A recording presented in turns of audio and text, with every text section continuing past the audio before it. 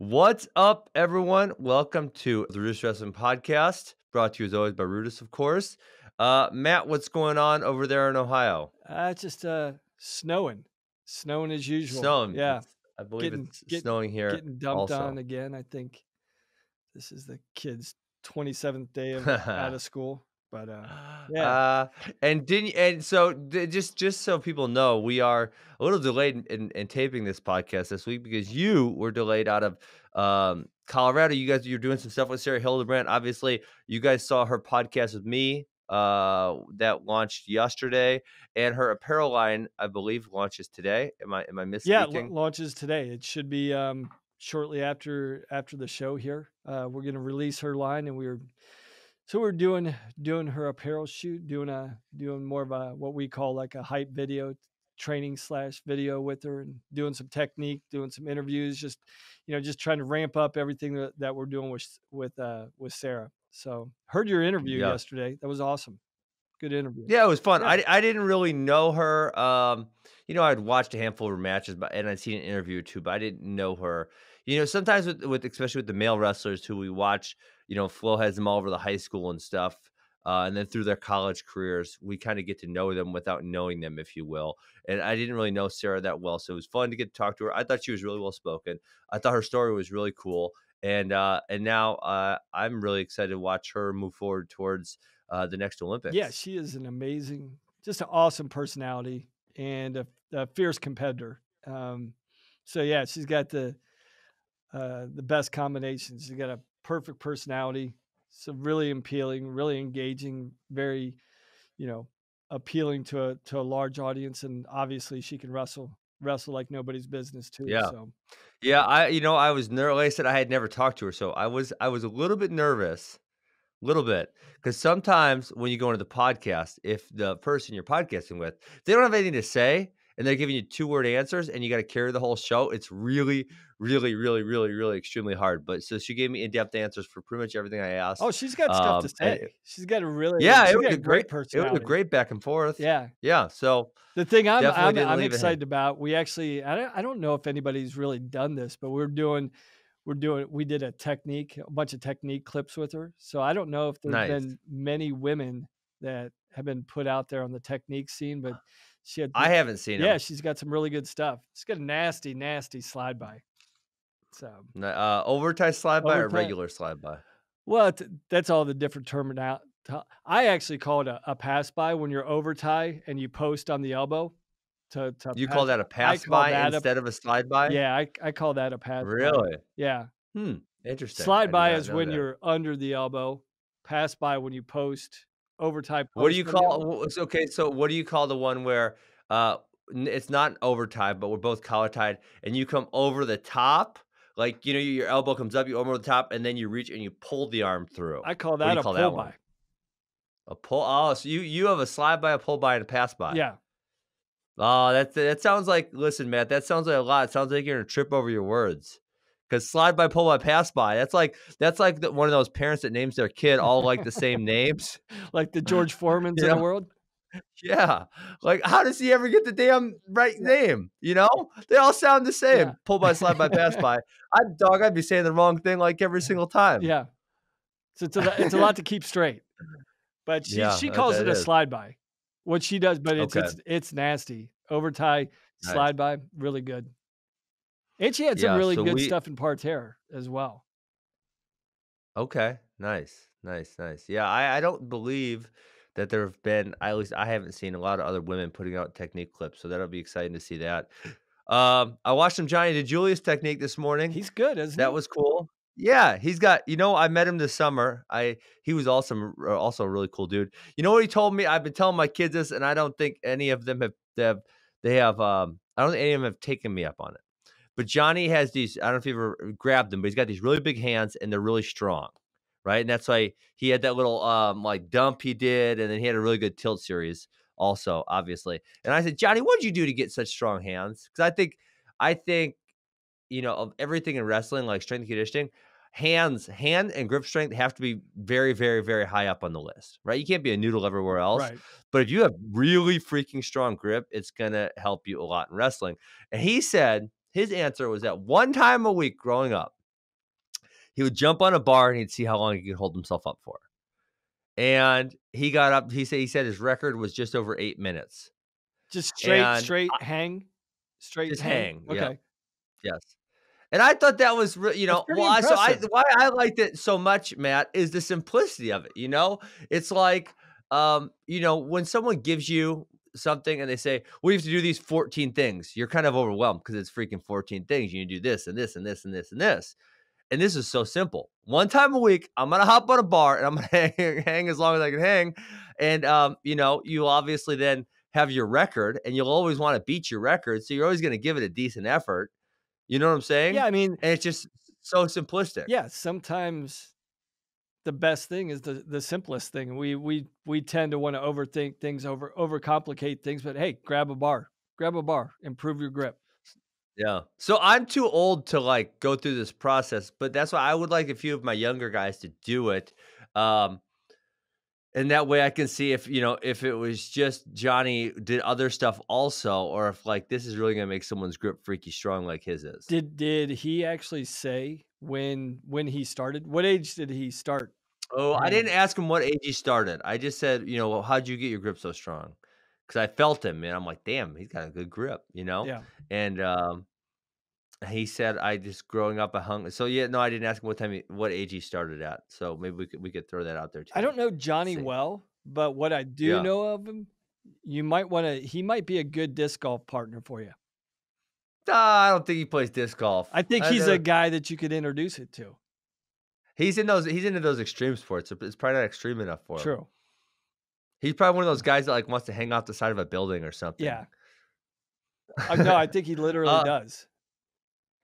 I think I actually have seen some like parkour type videos of him, Yeah. but I'm not sure, so I don't want to put that out there. Guarantee it.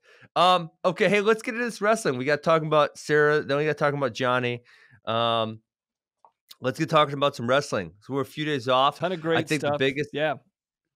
yeah, it wasn't like a gigantic weekend like we've had before, but we had some good matches, and the biggest one was Oklahoma State ended Mizzou's winning streak, and obviously I'm sad about that. But it was a really good duel all the way through. It was on ESPN3. There was a handful of really good matches. Oklahoma State's they're a lot more fun than Penn State because Penn State, Nolf, Nickel, Chenzo, Hall, they're gonna win like every time. And so Oklahoma State's got like a little crazier lineup where, you can't really say that about very many of their guys. It's going to be up and down. And, Cade Brock can beat a lot of people, but now he can lose to a lot of people. Same thing with Kaden Gfeller. Same thing with Joe Smith. And so, the duel was a lot of fun because you had a significant amount of toss-ups. And it came all the way down to heavyweight. And Zach Elam, who's a true freshman, went into sudden victory overtime with number 3 ranked Derek White to get the win. And it was also Wisconsin broke their attendance record this week. Missouri also broke their attendance record with somewhere around 5,000. So man, wrestling's in a good spot with all those people breaking their attendance records. No, I think that's fantastic. And it seems like every program is setting a new bar every year as far as attendance goes. Yes. It's really exciting to see. And it's not just 1,000 or 2,000. We're talking, close to 5,000 at a lot of these places, which are significant audiences in spectators. But yeah, to your point about Okie State's lineup, I think I feel the same way. The exciting thing about Okie State is, as good as they are, you're waiting to see who's going to be the step up guy for this individual duel. And week in and week out, it seems to be a different guy that steps up. And it's similar to Missouri, though, which I think made Missouri's got the this same thing so appealing. And again, for the third consecutive week, we were treated to probably one of the top most entertaining duels of the year. I mean, this has got to be in the top 5 for duels this year, right? Yeah. I was just talking to someone about this, Matt. I actually put out a Periscope on Twitter of myself because I had a guy from, I don't know, one of the wrestling magazines asking about it, but it was like, they were asking about the poor behavior or antics of wrestlers. And my point is, and I think we talked about this a little bit, but, and I just want to, reinforce this point because I think you and I both said it, but the awesome part about this is how much access we have to watching wrestling. Someone the other day a different reporter the other day was asking about watching basketball or football, and it's like, or baseball. And it's like, I used to do those things because I couldn't watch wrestling. Right. And now I can watch wrestling all the time. So why would I ever watch baseball or football or basketball? I'll just flip on my phone, turn on a college wrestling match, and I'll be much, much more entertained than I would if I was watching one of those things. So yeah, I mean, being able to flip on the Mizzou Oklahoma State match or any of these Big Ten matches that happen this weekend, man, it's just such a luxury. I'm so grateful that this is happening, because I love watching wrestling. Now I get to watch it all the time. Yeah, I mean, it's out there every weekend. I know I love that Big Ten was doubling up on their duels every Friday night for a couple weeks there. Yeah. That was exciting. Postseason's going to be here. I think every conference has a viewing audience in some capacity for their conference tournament. So you got the option to see every conference tournament in the next couple weeks coming up, and then obviously Yeah. ESPN's coverage of every single match at the NCAA tournament. It's exciting. The access and the opportunity that we have that wasn't even there 5 years ago. Yeah. 100%. So let's get into this Oklahoma State Mizzou duel. I think there's 4 matches, and we kind of a little bit already talked about one that are really important to talk about. First one being Jaydin Eierman, Cade Brock. We've talked. You know what? It seems like Cade Brock comes up all the time, and I think that's because so many people have interest in him because he is so up and down. And this year he's been a little more down than he has been up. He he had a whole bunch of tough losses this year, and this was not far off. Eierman got a commanding lead, and then the way he got that cradle was kind of crazy. He go for a headlock, grab ankle, and then he kind of like just bum rushed him a little bit, and then on the way over, he locks up the cradle. And that was huge because Mizzou lost the first 2 matches. They were down 7-0.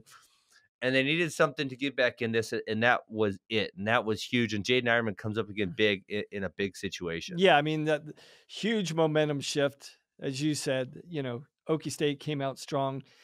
Missouri had to have a response here. I mean, this was a must win, which they probably felt that they were going to get. But going into this match, the one thing that you can guarantee, something big was probably going to happen. Just the way the way Eierman and Brock wrestled, it wasn't a matter of when, but if some big move or big sequence was going to happen. And yeah, that was pretty impressive by Eierman. Like he went like almost like neck wrench into a cradle. Like he was neck wrenching. It was weird, wasn't it? Bum rushed into him, like you said. And then on the way over, locked the cradle up, and man, he had that sucker tight. Yeah. I mean, as soon as he locked his hands, and Brock was fighting like a dog. I mean, he was fighting hard, but as soon as he broke the plane, Eierman just settled in, and it was going to be an eventuality there. I mean, you're not getting off your back. You're not getting off your back after that. No way. So I think that, I think that doesn't really change our perspective of either one of these guys. Eierman's a top 3-4 guy. Cade Brock is on the outside looking in for All-American. He's been an All-American before, and we're not shocked to be All-Americans this year, but he's definitely on the outside looking in. So yeah, I guess that's unfortunate for Oklahoma State, because that was a place where I think a lot of us at the beginning of the year said, hey, I bet Oklahoma State's going to get a lot of points here, and now they're probably not going to get very many at all. Yeah, I mean, you're looking at, before the season, easily a top 5 finish. If you said Cade Brock top 5, you thought so? Yeah. And it's not definitely. I don't know. We've talked about the guy. I love the way Cade Brock wrestles. I hope he gets some momentum going here in the last month of the season, but hasn't looked great. Hasn't looked great all year. So hopefully he can figure it out. Yeah, I agree. Okay, so the next one, and we have not talked about this kid at all, and he's having a hell of a season. We're talking about Brock Mauller. He just hammers Kaden Gfeller, and Brock Mauller. So I did bring up this statistic that Eierman, Mauller, and Jarrett Jake Hughes are all from Father Tolton Catholic, which has like 200 students in it. They were all 4-time state champions, and there are 3 spots in a row in the Missouri lineup, which is like so bizarre to me. But man, he looked awesome. I mean, against what I would consider a good scrambler in Kaden Gfeller. He kind of schooled him in those scrambles. He kind of took him to school. It was they weren't really competitive. He was scoring easy, and wins this match by I think either 5 or 6 was at the end. It was getting decently close to a major. Yeah, I think it was 10-4, and it was almost a sequence. Every sequence in the match, like anything you can do, I can do better in those situations. Yes. And these two guys, both of these guys, Mauller and Gfeller, guys that we weren't really talking about before the season a whole heck of a lot. Didn't even know if Well, I Gfeller was mean, going to be in the Gfeller lineup. had a well, yeah, he had a little more shine because Yeah. he won the scuffle last year. But yeah, we thought he might be riding the bench, and he was riding the bench right until oh my gosh, what's his name? I'm blanking on his name right now. But he's went on The a old 40. great run. Gfeller's went on a great run the last couple Oh months. yeah. And So Matt, let me ask you this: someone said something to me because I didn't get to watch this live. I was actually doing something on Saturday, and I got to watch it all that night. And they said, "Oh yeah, Gfeller looked terrible. He was hurt, or he is hurt, and looked terrible against Mauller." And I watched the match with that kind of in mind. And a few times it looks like maybe he's kind of tender on his hip, but then a lot of times he's doing crazy stuff, and I'm like, "There's no way he's hurt." no, I didn't So, really I didn't really see much. I just so thought you didn't see that either? no. No, I mean, at this point of Yeah, the season, we're into February now. Everybody's dinged up somewhere. So at some yeah. point during the match, you're gonna see a guy grab a knee, grab a shoulder, roll his neck out. Something's probably bothering you at this point of the year, but it didn't Yeah. nothing showed me that really affected his performance in a significant So way. that's how I felt about it, but someone said that to me with so much confidence. You know when someone says something with so much confidence, you just take them at their word? And that's kinda how they said it, and I said, "Okay," and so I watched for it, and, I didn't really see it. I thought maybe a few times I was thinking the hip, but yeah, if he's not hurt, he's got a big match. I mean, listen, every match at Oklahoma State, Iowa is a big one this weekend because there's not very many where you're like this one guy is so far ahead of this other guy where it's not competitive. There's almost none of Yeah, I those. mean, And you could argue for 10 toss-ups almost, or make the case that every match is undecided before you go in it. yeah, I mean Spencer Lee would probably be the biggest favorite because he beat Nick Piccinini last year, but Piccinini's undefeated. He's been looking great. Spencer's had he took the loss. He didn't look great against Sean Russell. So I'm gonna say that one. And part of me wants to say there's no way Nick Piccinini is beating him, and um, part of me is saying, uh, this is gonna be a really, really good match. And if Nick Piccinini can avoid him early, move and fake, which he's got great movement. So I think if he's smart to move and fake and avoid him early, that then he can make some kind of run in the second and third period. Yeah, and, Piccanini's definitely developed, from high school, but I know high school, he was really, really effective wrestling off one knee. So I'm wondering if he tries to use that tactic early on just to make it through that second period because that seems to be You think wrestling off a knee is the best option? Or you think it would be moving away from him? it'll be interesting. I mean, he's effective at doing Because both. that's kind of what right? That was what Sebastian did. Sebastian moved away from him a lot, and that was Kept kinda space. what was so Yeah. yes, kept space. Yeah, So, I don't it'll be know. interesting. But yeah, Yeah. let's finish up this Missouri duel because there's several other Okay. matches that So, were I just wanna really say this interesting. about Brock Mahler's only got 1 loss, and his so and then he beat Jared Deegan, who's like a, say ranked 12 or so, early at the Harold Nichols, and then he lost to him at the Lindenwood. That's the only loss of the season. So if you're looking, he's actually gonna face Jared Deegan again this weekend. And should he get through that, I don't really think there's anyone in the MAC that is gonna challenge him too much. So, I mean, if somebody's which it has to happen, right? Because you have, um, people in the same conference. I mean, he could be looking at a top 3 or 4 seed pretty easily with going into the tournament with only 1 loss. Yeah, you would think so. I think it's probably I didn't see the rankings yesterday, but I would think it would be a stretch for him to jump from a 7 ranking to a top 4 seed. Well, But he's about 5 in most of the rankings right okay, now so he because he's got the win over Gfeller, who's 6. He's got the win over Thompson, who's 10. So yeah, he has those 2 higher level wins. Um, and he's going to get Deegan again, who, he's a little lower ranked. He's beaten Cole Martin, who's, got a decent ranking. So he's got some decent wins. But, the fact of the matter is, at the Big Ten tournament, you're going to have Ashnault and Jordan and a bunch of other guys that are going to beat each other up. And then at the Big 12s, you're going to have Gfeller and Thompson and Deegan and Polmeyer, so there's going to be some losses there also, right? So you're looking at, okay, if few of those guys take losses, he's going to move on up into the, I would say top 3 or 4. If he wins out, I'd say top 3 or 4 going into the NCAA tournament. Yeah, I mean, I don't think he's going to break the top 3. I don't think anything's going to change between Ashnault, Klodzik, Jordan. Then I would say 4, 5, 6 is probably up there for the taking, based on the who performs well at the conference tournament. So, yeah, I don't think he's going to get tested at the MAC tournament. So if he goes through there, I mean, if he can, to your point, he's got to win the tiebreaker here this weekend, and then he's got to take care of business at the conference tournament. And if he does that, he should be, 4 or 5. You would think 4 or 5. Yeah. Okay. So I think that's man, exciting for him as a freshman. Okay. What's the next match you want to hit?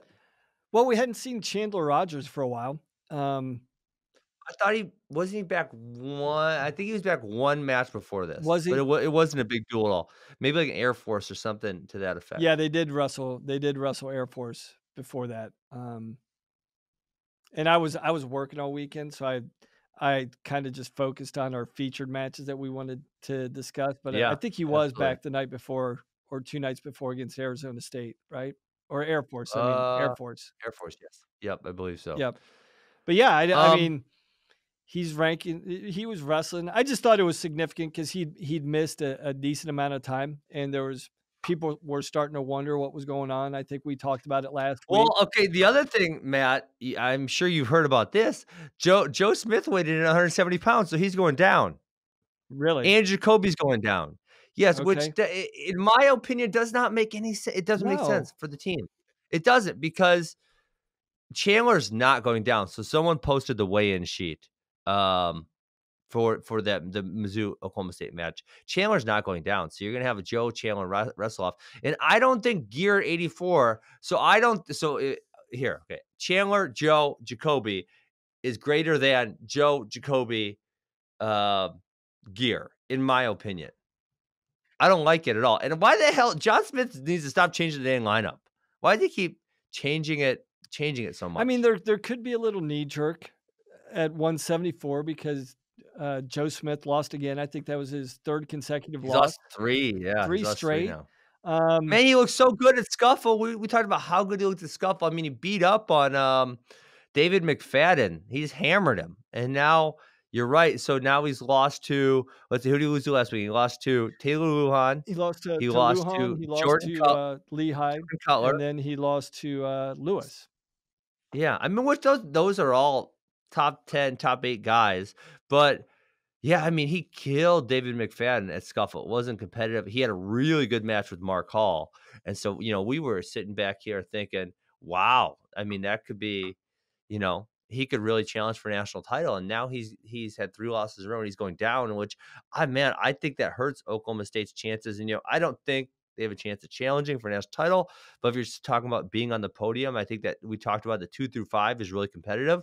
That hurts to take Chandler out of the lineup and put Gear in. I mean, Gear's been having a good year. I mean, he's not a slouch. I mean, he's been out. He went up to 97, had some decent results for Okie State at 197. Yeah, I don't think it's that big of a trade-off between Rogers and Gear. I really don't. I think Gear at 84's got the capability of going deep, probably being around the All-American round of 12. It wouldn't surprise me if he slipped in there and placed. Really? I don't know. Maybe I'm sleeping on Dakota Gear, but I don't have that. I mean, don't get me wrong. Feel like I have.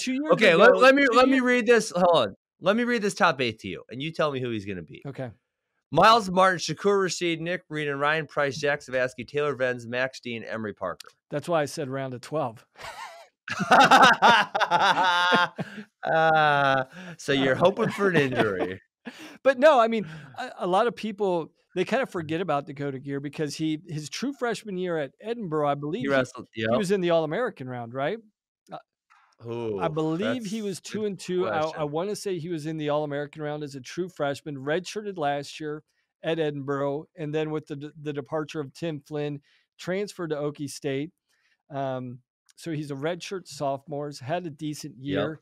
He's got a really I mean, he's got a difficult style for I people to got the wrestle. brackets up. I'm looking it up. Yeah. I know he's a beast on top. So I don't know if there's much of a trade-off, and I'll keep talking as you're looking Yep. things up, but I don't think there's, in my opinion, much of a trade-off between Dakota Gear at 184 or Chandler Rogers at 165. However, what I would say about Joe Smith, of the losses he's had, this is the first match where he really got controlled. Lewis has been wrestling Yeah. phenomenal, and I think people overlook the fact that Daniel Lewis he's already a three-time All-American, but nobody with the top 2 guys at 174, they're not giving him a lot of love, but the way he's wrestling, Yeah. and pinning, Valencia a Sure. couple weeks ago, I think you gotta start talking about this guy. But in my opinion, with Joe Smith, I think he's right in that window where we know he's not cutting any weight. So he should be feeling Yeah. comfortable. He's able to train good, able to eat good. But I think if he just weathers the storm for this next month, the guys that are really pulling hard to make 74, I think he can really pass these guys because he could be gaining steam as the other guys are hanging on to the end of the season because they're cutting weight and they have to do it repeatedly. And he doesn't have any of the rigors or any of the strain of making 174. I think we could see a great performance by him at the NCAA tournament because I think he's going to have a Sure. lot of gas in the reserve. Or the thought could be is Yeah. like, hey, I don't like to cut weight. If I cut down to 65 all year, I could potentially look like I did my freshman year down at 157. So I want to avoid that. So Yeah. I'm only gonna get down to 165 maybe 3 times. I'm gonna have 3 weigh-ins. I'm gonna have a dual meet, conference tournament, NCAA tournament, and by that Well, time, he can't make it for the last dual meet, so it's gonna be conference, and that's it. yeah. So 170, he weighed in at 170. So yeah, Yeah. making the descent, Conference. he's probably, yeah, it would be for the conference. So maybe he feels like I can I can feel comfortable. I can get 2 weigh-ins in at 165, hit my peak, feel my best. I think that's asking a lot, don't you though?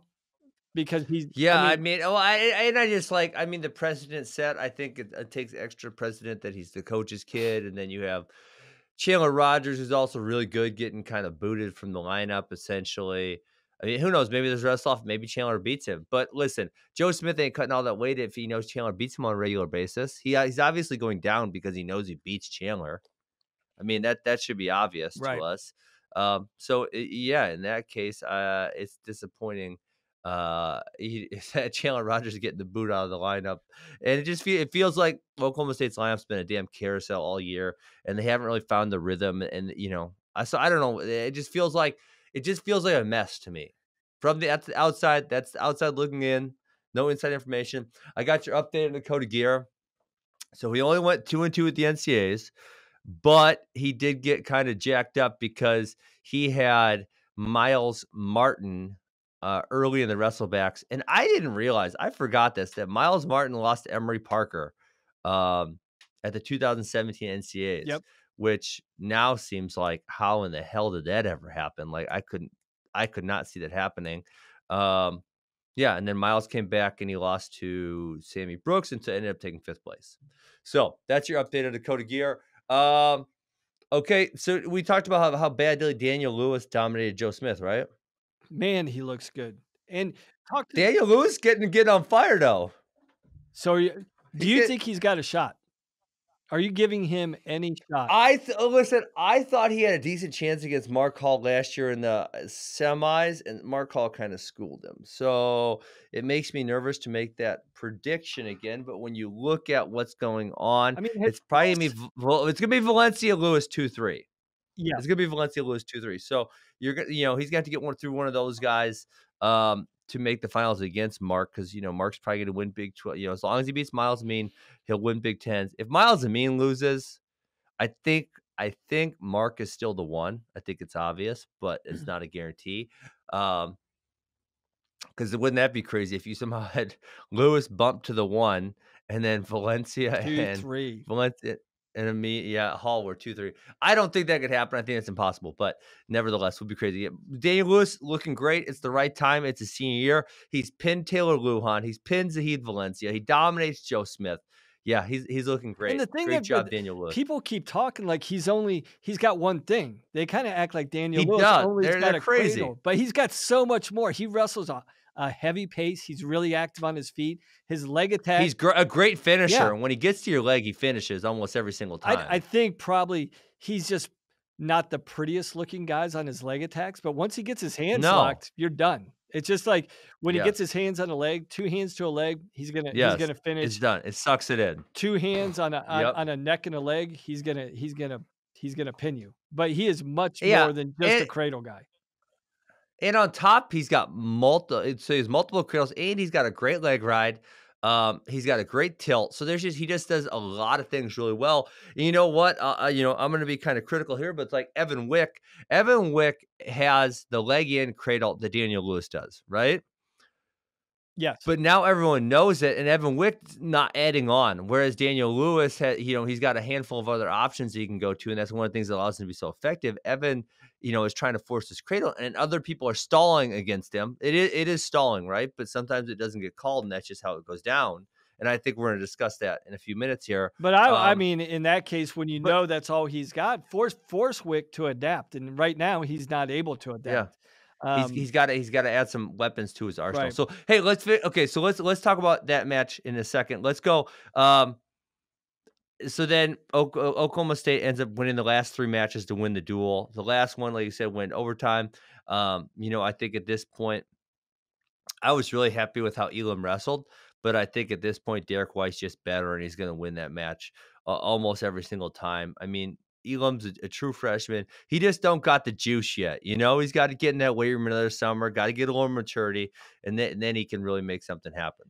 No, I agree. I mean, White just followed a great heavyweight script in a big time match. When you have to win, it went to sudden victory, but I never felt that the outcome was in question. I always thought, White was just being very, very diligent, very patient, waiting. Mm-hmm. He knew he just needed one opportunity. And once he got it, he finished it.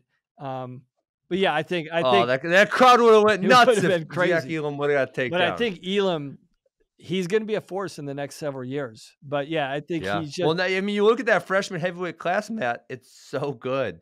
It's so good. I mean, Stevenson, Hilger, Paris, Singletary, Elam, and then obviously we got some really good guys in Kirk Vallette and Colton Schultz coming in next year. So that heavyweight weight class, it's kind of been down for a couple of years. It's going to go way up in the next few years. It's going to be a lot of fun. Yeah, it should be great. So phenomenal. Okay, duel, so let's phenomenal go. Duel. Missouri, Okie. Iowa. Absolutely. I know you can't wait to get this one started. Well, you know what? I'm going to go easy. I'm not as fired up as I would have been if you had filmed this on Monday. But, it's obviously not a very competitive duel. Iowa was better. And then, Wisconsin with a bunch of guys out of the lineup makes it just really non-competitive. But the thing I was so disappointed in is the lack of stall calls by this referee. And it was like, and the 2 matches, which were really close. Well, we had obviously the 49, and Lugo and Martin went to overtime also. And then 84, Reinhardt and Wilkie was a 1-point match where Wilkie got the takedown in the 3rd period to win. But the Hilger versus Stoll and Wick Marinelli, same thing. Marinelli and Stoll both try one thing off the whistle. They don't get the escape. They pretty much get hammered on top. All they're doing is grabbing hands and stalling. They're not really trying to get the leg out or anything. And the referee refuses to even call one stalling call over the course of 2 minutes. And actually, I don't know if I said this on this podcast, Matt, but what I remarked to somebody else about the Marinelli-Wick match was that at Midlands, Marinelli got called twice for stalling. He got a warning, and he got 1 point in that second period, right, where he just sat on bottom the whole time. And so I said, with the home crowd, he's going to get another one. He's going to get 3 in one period. If it's the same, plays out the same way, he's going to get 3 stall calls in one period because it's the home crowd. He got 0. He got 0. I could not believe it, man. I don't know what the ref was thinking. The bottom guy was making 0 attempt to do anything, which was just stopping the top guy from trying to progress the position, and the ref refused to call stalling. So I thought that was, obviously not very competitive duel, but I thought that was really bad that the ref wouldn't call stalling there. No, I think it's a valid point, especially in your home gym. When Marinelli was obviously doing nothing. I mean, Nothing. Yeah. Yeah, and you could say, well, Wick didn't really adjust, Wick didn't do this and that, but still, it's still. I mean, we've been talking about it for the last several weeks. There's a shared responsibility for activity on top and bottom, and when one guy is so obviously, not engaging, you got to call it. You got to make the right call. Yeah. I mean, 100%. and then the heavyweight thing. I hate this because stop calling heavyweight matches because they're heavyweights. Stop calling them this a different way. It was stalling. We've shown for the last decade how many athletic great heavyweights can wrestle and that they can go out. And There's a lot of them right now. And year after year. And then when it comes to a match like this, it's almost like the refs sizes these guys up and is like, you look at Stoll and like, oh, this is your stereotypical heavyweight. He's big, he pushes, so I'm not going to call it. And yeah, I agree. I didn't like it, and he just sat on bottom and do anything. So that wasn't very competitive. Obviously unfortunate for Wisconsin, but that's the way it's going to be. Bono's first year is going to have some tough matches. I'm really looking forward, and we don't really have time to preview this, Matt, but we're going to have a lot of fun talking about Oklahoma State, Iowa next week. Really, every match you go through the lineup, and we kind of already mentioned this, but you go through every match, and man, they are. There's competitive matches up and down the lineup. Every single one's going to be a lot of fun. It's going to be a tough match to predict, and I think we're going to learn a lot, and that it's going to mean a lot going into the conference tournaments and the nationals. Yes. Could I just make 2 more comments about the Wisconsin match real quick? Oh, sure. Go ahead. Number 1, huge win for Hilger. I mean, your work with this guy's paying off. I know you've been working with this guy. Yep, and he beat Hamida the week before too. So so he has been wrestling phenomenally. But with Stoll, I mean, what you've been talking about him, I believe, I'm starting to believe what you're saying, that he might struggle to find the podium. I mean, this is the second time in the last 3 weeks that he's been ridden out on bottom. He lost to David Jensen from Nebraska last week. Yeah. So, yeah, not a good look for him. Yeah. And I guess the other thing, and this is more of a personal thing, it was really cool to see Wisconsin and Iowa come together to honor Eli Stickley. Dude, I don't know could you guys see the I don't know what that promotion production, the video they put up. Could you guys see that on the computer? I couldn't see it. Okay. Listen, I didn't really know Eli. I met him like 3 times. Obviously I didn't have a lot to do with the last administration. Dude, this video was like heart-wrenching. Like it was a tearjerker, Matt. It was just a bunch of the Wisconsin people and his sister and other people talking about Eli. Oh my God. It was a really well put together thing. It was really a touching moment. And it was awesome. So Eli just comes from just an amazing family. Todd and Hope Stickley are his parents. Friends with them. He grew up, he was a Graham guy.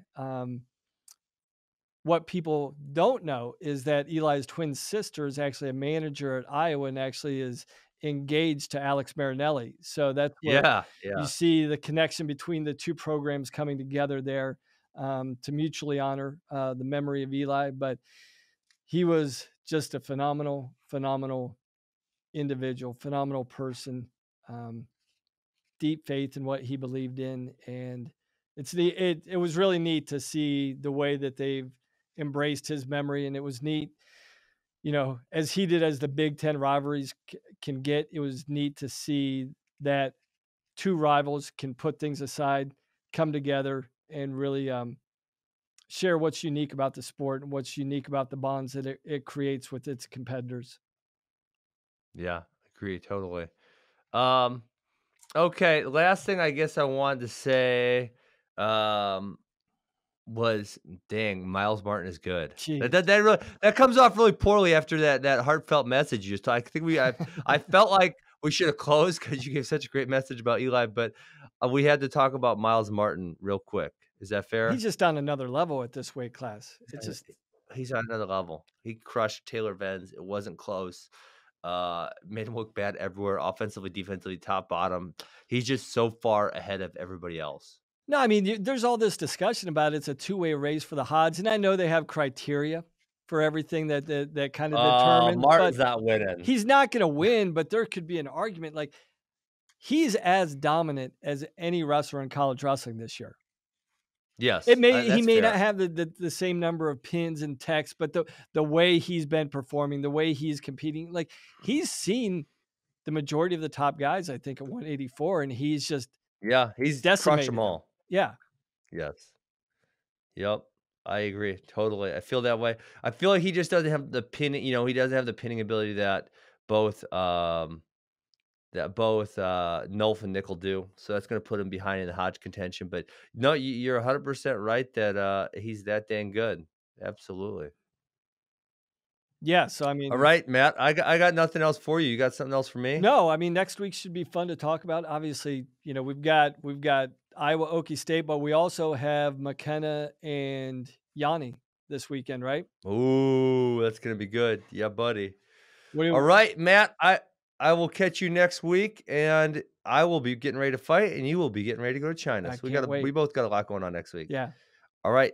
All right, Have a great day, brother. buddy. We'll see you.